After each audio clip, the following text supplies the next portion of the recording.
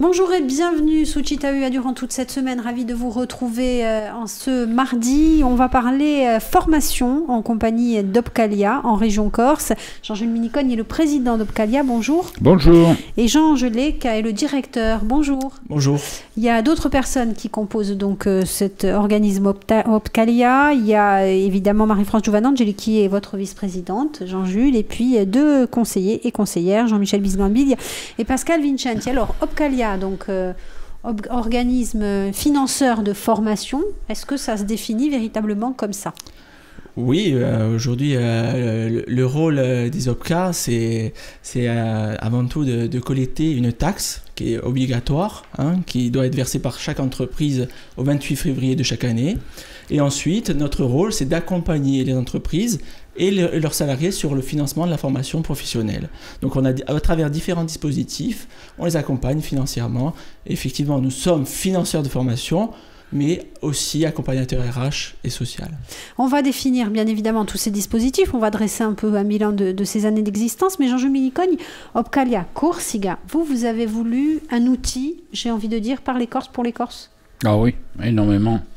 Et en plus avec la jeunesse corse qui se met au service de l'autre jeunesse, puisqu'on a la chance d'être géré par un conseil d'administration qui est paritaire, où dans notre conseil, il y a 8 représentants du patronat de Corse et 8 représentants du collège salarié qui émanent de la CFTC, de FO, de la CGC et de la CFDT.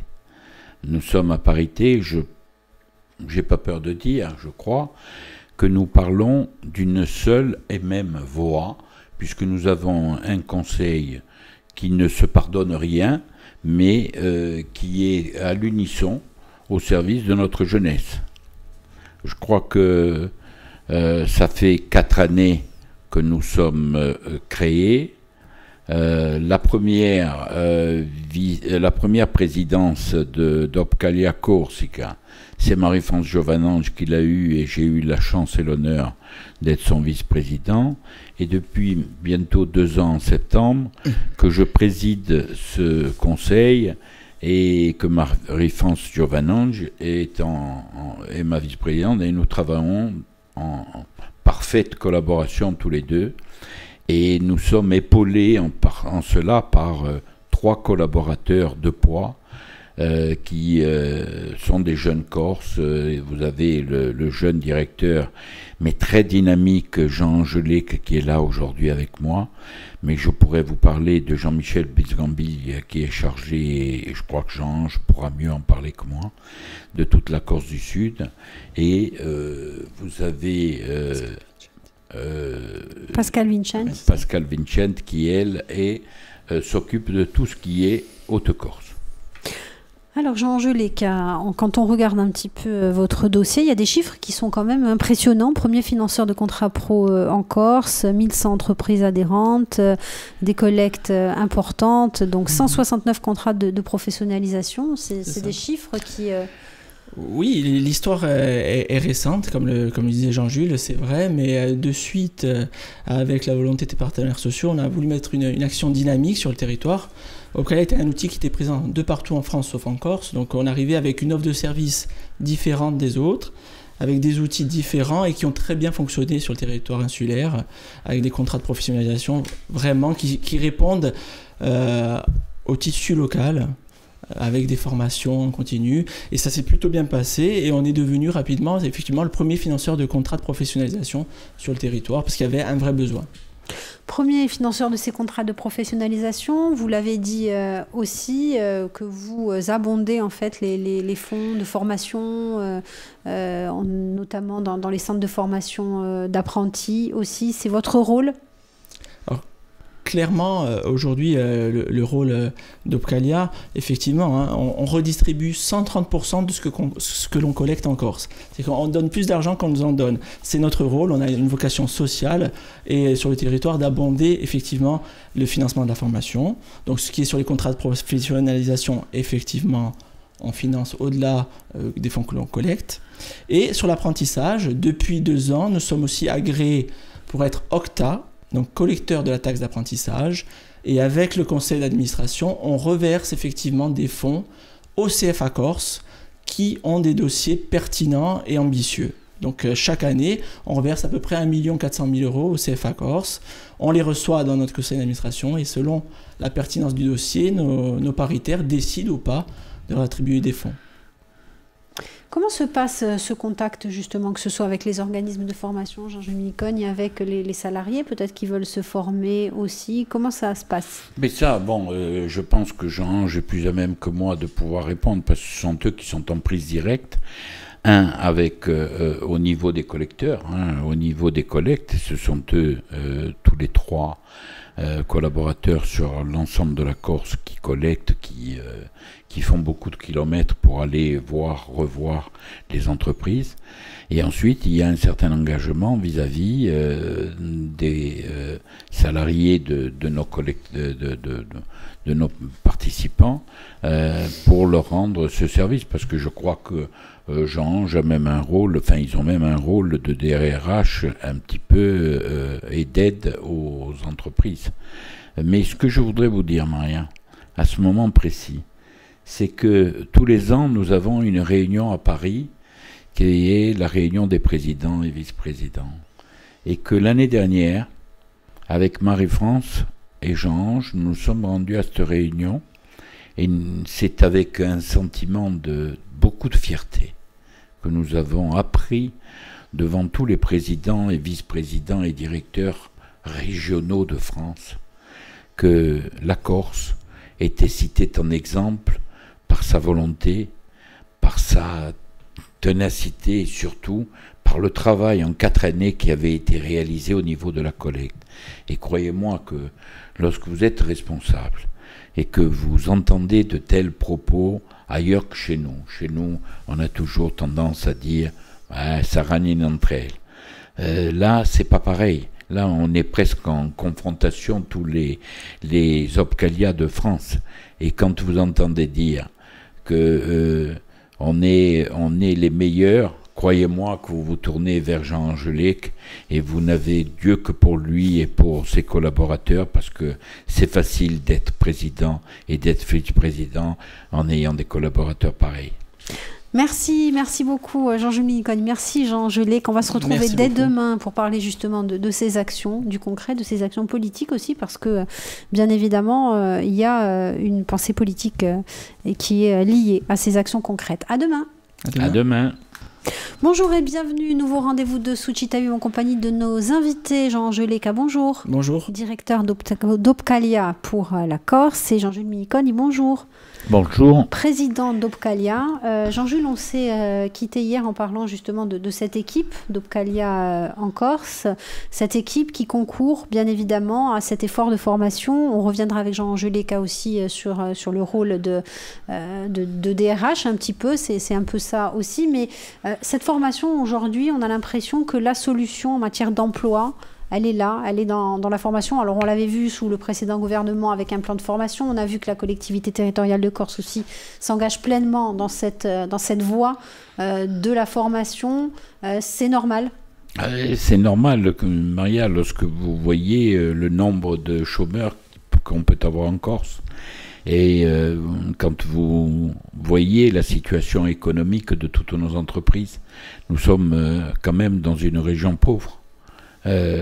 Où bien souvent il faut faire beaucoup de kilomètres pour pouvoir se rendre à son travail et retourner chez soi le soir. Donc comment ne pas se mettre au service de ces gens qui tous les jours souffrent, tous les jours sont en difficulté.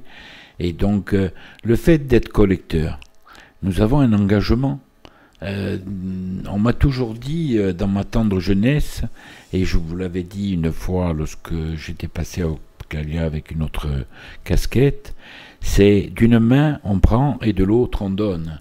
Et c'est bien beau de demander aux entreprises de nous verser cette taxe qui est, comme l'a dit Jean-Ange hier, obligatoire, Mais d'un autre côté, il faut qu'elle serve à quelque chose. Et ben, on essaye de se mettre au service des salariés de ces entreprises et au service de ces entreprises pour leur faciliter leur rôle qui, bien souvent, n'est pas aussi facile. Jean Gelé, justement au service de ces entreprises et de ces salariés, vous nous avez dit hier, on a quasi un rôle de DRH. Oui, effectivement. Lors de nos premiers rendez-vous dans les entreprises, on s'est aperçu que c'était perçu comme une taxe. Et seulement un impôt, et il n'y avait rien derrière. Alors on a bien fait comprendre que le rôle de l'OPCA est un rôle social et d'accompagnateur. Effectivement, le tissu local, aujourd'hui en Corse, c'est 90% d'entreprises de moins de 10 salariés, avec la volonté pour le chef d'entreprise de réaliser ses objectifs, ses ventes, et il n'a pas souvent le temps de parler de RH, de formation, de développement des compétences. Et notre rôle à nous, c'est d'être une espèce de RH, DRH externalisé, qui apporte des solutions en termes de recrutement, en termes de montée en compétences, en termes de formation, en termes de maintien dans l'emploi. Et c'est vrai qu'on a apporté cette plus-value et aujourd'hui, on ressent les effets sur le territoire. Cette plus-value, est-ce qu'elle passe aussi par la recherche d'un organisme de formation? On a parlé des CFA, mais sur des formations plus spécifiques, on peut avoir besoin d'un organisme plus spécifique. Bien sûr. Alors, le rôle premier de l'OPCA, c'est d'être un acheteur de formation.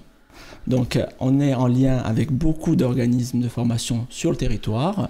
On recense les besoins des entreprises et une fois que ces besoins ont été identifiés, on fait un appel à proposition pour sélectionner des organismes de formation et répondre aux critères qualité qui ont été demandés dans la dernière réforme de la formation professionnelle.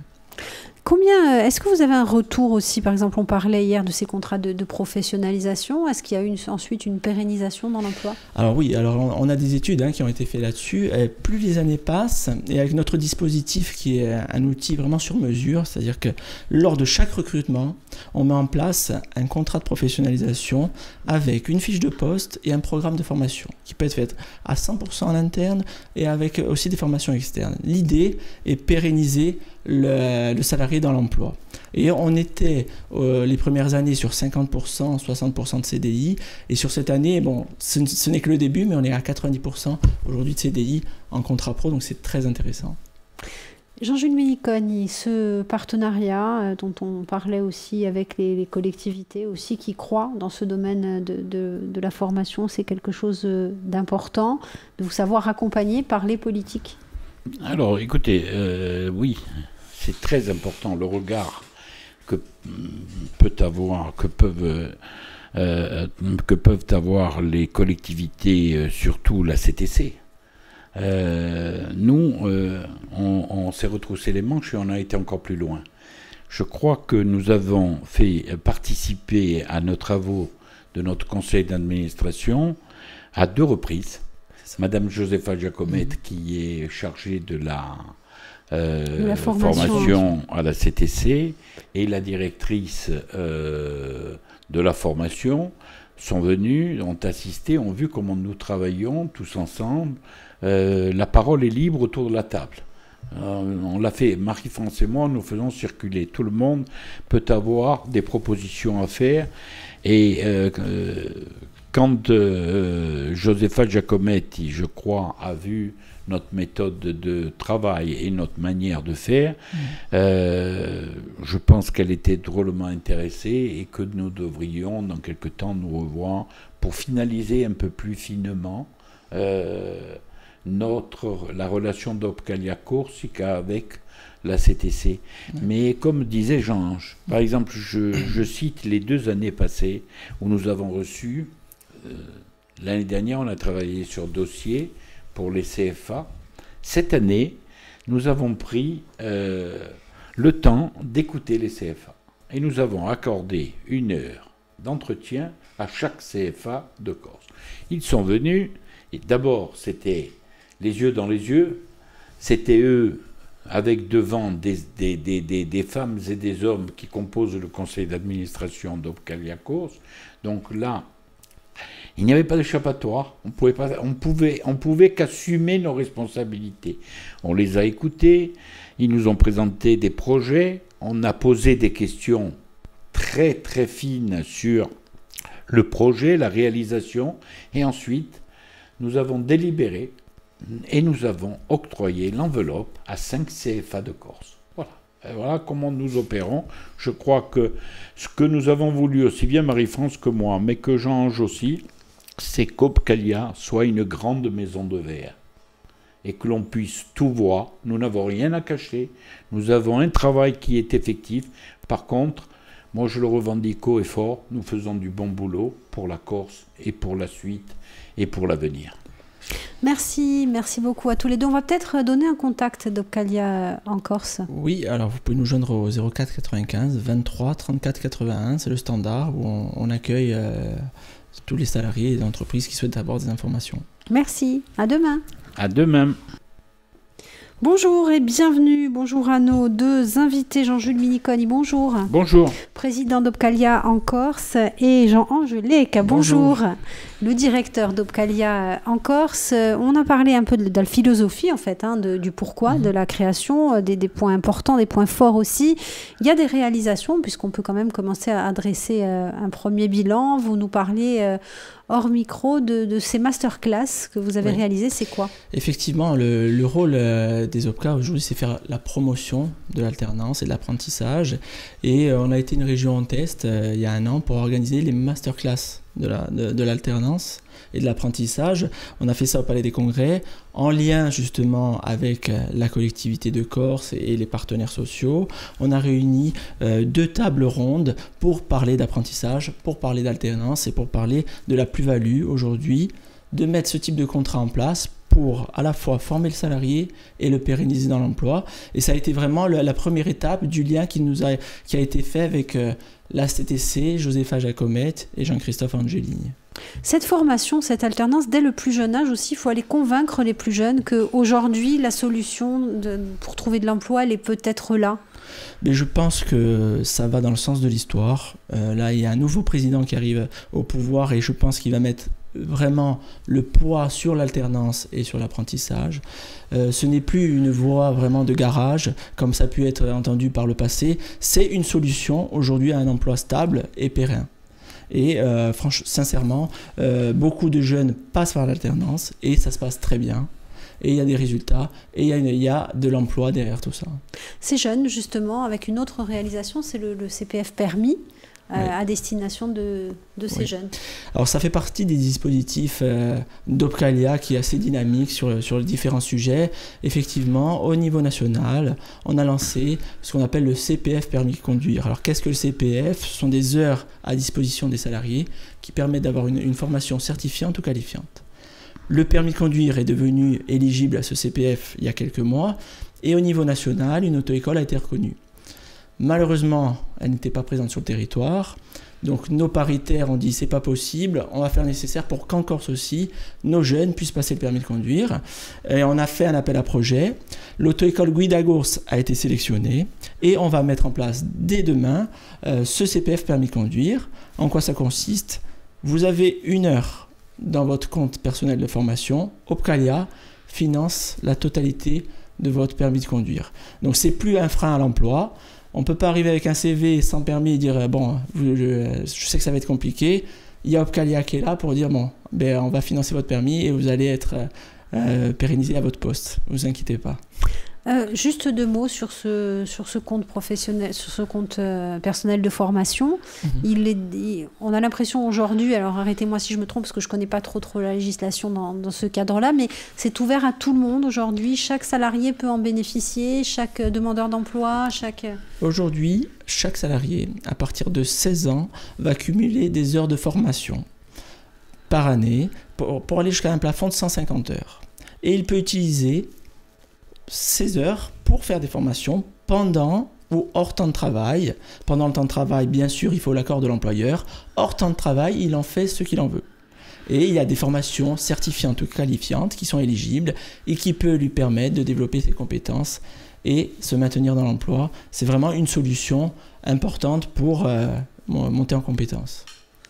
Jean-Jules Miniconi, on parlait de ce lien étroit mené notamment avec la collectivité territoriale de Corse. Est-ce que ce lien, il est aussi valable dans les spécification de formation. On sait qu'il y a des métiers qui sont particuliers en Corse, avec les métiers liés aux énergies renouvelables. Est-ce que la réflexion du conseil d'administration, elle est là aussi, aller chercher des partenaires dans ces formations-là pour que les salariés ou les jeunes n'aient plus à partir faire leur formation sur le continent?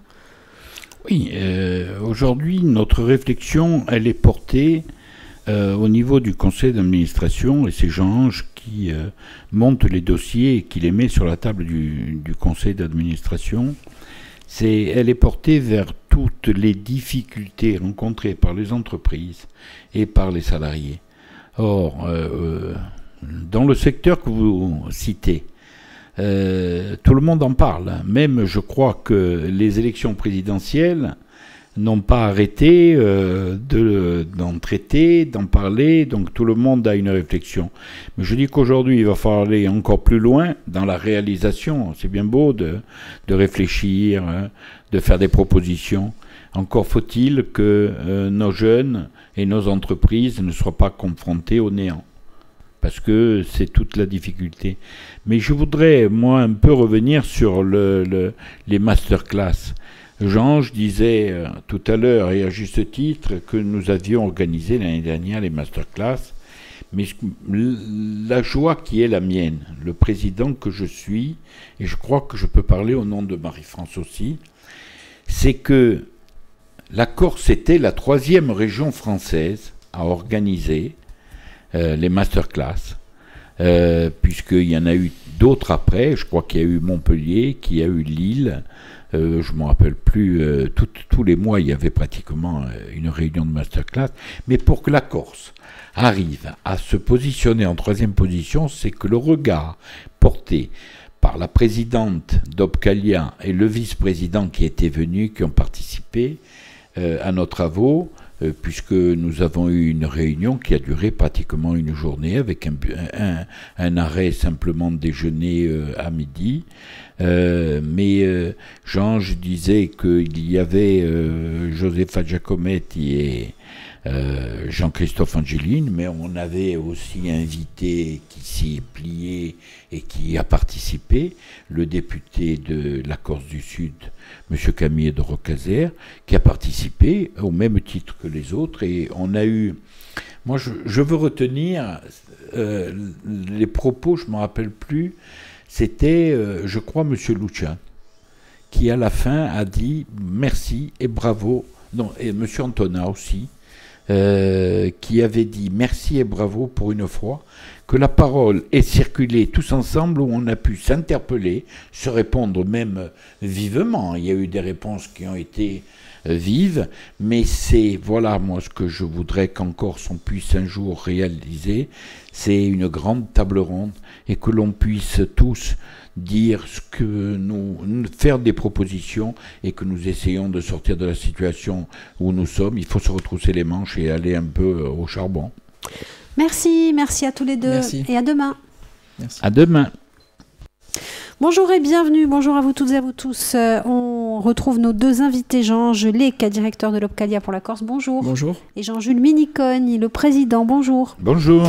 On va donc, dernier jour pour notre émission, on a décrit un petit peu ce qu'étaient les Opcalia, ce qu'était l'Opcalia de Corse, ses missions, les grands chiffres de ces Opcalia, mais vous nous avez dit, donc on n'est pas uniquement un organisme collecteur, c'est important de le préciser, on n'est pas là juste pour prendre de l'argent aux entreprises, on est là véritablement pour le redistribuer avec cette utilité de l'emploi en filigrane, et c'est important de le préciser à l'heure où... on le disait aussi, beaucoup s'interrogent sur la nécessité ou pas de maintenir ces Opcalia. Oui, tout à fait. Là, aujourd'hui, on est à l'aube d'une réforme du Code du travail, à l'aube d'une réforme de la formation professionnelle, et peut-être que se pose au niveau national la question de l'intérêt ou pas des OPCA. Et chez Opcalia, on a pris le devant et on a fait une étude pour ça. Est-ce que vraiment Opcalia a un intérêt à perdurer sur le territoire ? Et de cette étude qui a été faite par un cabinet qui s'appelle Goodwill Management, il est ressorti que lorsqu'Opcalia perçoit 1 euro en frais de fonctionnement, elle redistribue 5,30 € à la collectivité. Et en 2015, c'est 260 millions d'euros qui ont été reversés au niveau national, que ce soit à travers de formations, que ce soit à travers de pérennisation de l'emploi. Donc on voit vraiment l'impact important et notre rôle qui est financier, mais aussi accompagnateur RH social. On ne va pas rentrer dans le détail technique, mais c'est un peu la multiplication des pains. Vous percevez 1 euro, vous en reversez 5, comment vous faites? Oui, alors on n'a pas que Jésus et ses apôtres au sein du conseil d'administration d'Opcalia, mais effectivement, on a notre rôle, c'est de monter des dossiers, de faire des demandes pour avoir des cofinancements, d'avoir différents dispositifs qui permettent effectivement, quand on collecte une certaine somme, d'en faire bénéficier un peu plus à une entreprise. Et là, il y a un vrai intérêt pour les entreprises et leurs salariés. Et leurs salariés. Ça veut dire qu'aujourd'hui, vous n'êtes pas, vous l'avez dit, simplement un collecteur, vous n'êtes pas simplement un dossier aussi, où un salarié veut faire une formation, on remplit un dossier, cette formation, elle est prise en charge. Non, vous faites un accompagnement. Si cette formation, elle ne correspond pas vraiment, mais qu'il y en a une autre plus opportune, vous le dites aussi, vous êtes là pour ça. Nous, aujourd'hui, on a gagné quand on fait prendre conscience aux entreprises de l'intérêt de la formation, quand il y a certaines fois on bascule du néant à un plan de formation bien établi, à des recrutements bien établis, à une gestion prévisionnelle des emplois et des compétences. On prévoit 5-10 ans, qu'est-ce qu'on va faire pour l'entreprise en termes humains. On met l'humain au centre et on essaye de les former et de pérenniser l'emploi. Il y a une vraie valeur sociétale. On parlait hier de ces formations spécifiques, notamment en termes d'énergie renouvelable. On sait qu'il y a la programmation pluriannuelle de l'énergie aussi qui a été votée, la première en Corse, le premier document. Il y a des besoins spécifiques qui vont se faire sentir. Et donc là, il y a toute cette nécessité aussi. Mais c'est là où il y a un travail très important à faire avec la collectivité de Corse, avec les partenaires sociaux, avec les OPCA, pour bien faire remonter les besoins des entreprises et du territoire et mettre en place des formations avec les CFA, avec les organismes de formation pour arrêter d'envoyer les salariés sur le continent et engendrer des frais très importants comme on le sait. Donc à nous d'anticiper, et c'est aussi le rôle de l'OPCA, anticiper sur les besoins en formation d'un territoire. Jean-Jules Minicogne, en guise de conclusion, on va faire juste une petite parenthèse. L'Opcalia donc, de Corse, qui a signé la charte de la langue corse, ça veut dire qu'il y a un véritable engagement là aussi dans ce domaine. Énormément.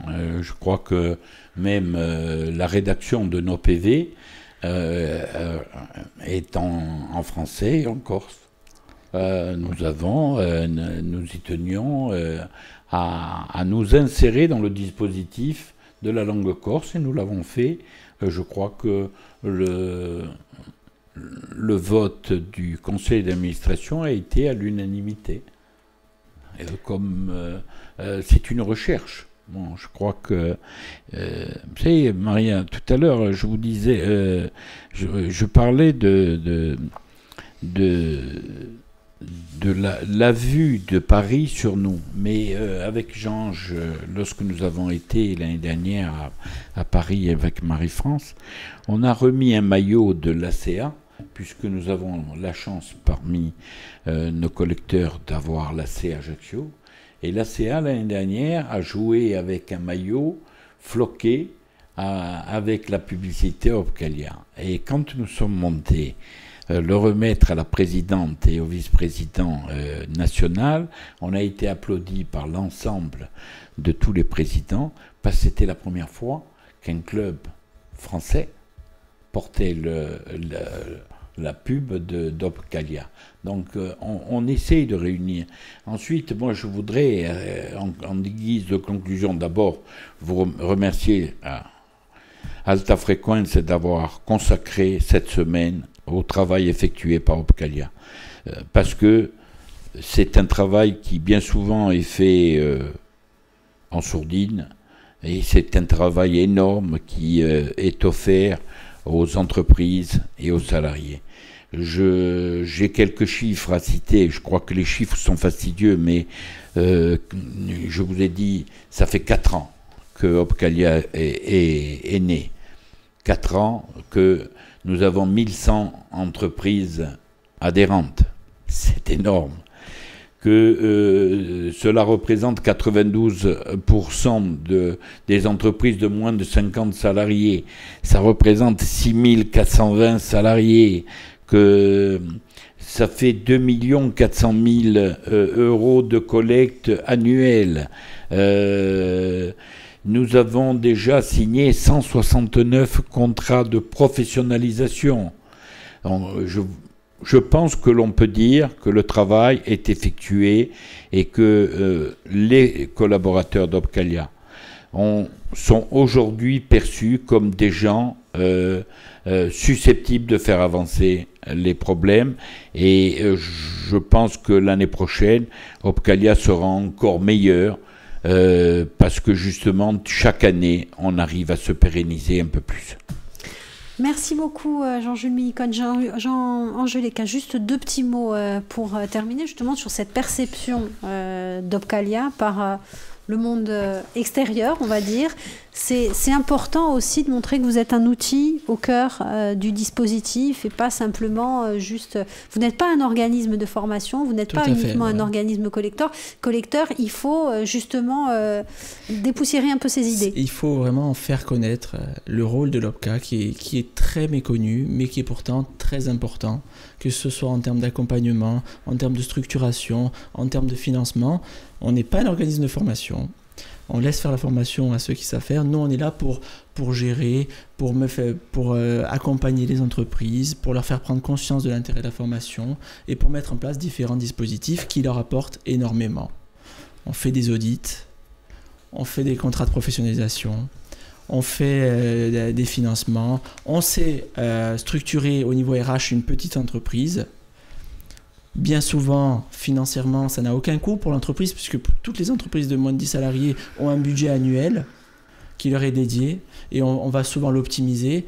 On est là vraiment pour être connu, et je pense qu'on est de plus en plus reconnu, parce que Opcalia a fait son trou ces quelques années, par notre volonté de faire prendre conscience que l'OPCA n'est pas un collecteur seulement, c'est avant tout un accompagnateur RH, social, et qui peut vraiment aider les entreprises de la Corse, puisqu'elles sont pour la plupart des entreprises de moins de 10 salariés.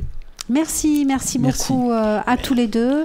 Et puis, on fera un nouveau bilan d'ici quelques temps sur Opcalia, et notamment sur cette opération autour du permis de conduire, sur ces audits aussi. On rappelle Opcalia, on peut aller sur les sites web aussi, Opcalia Corse. Vous pouvez aller sur le site opcalia.com, nous joindre au 04 95 23 34 81, et ensuite vous aurez les mails de l'ensemble des collaborateurs que vous pouvez joindre en permanence. Merci à tous les deux. Merci beaucoup. Et à bientôt. Merci.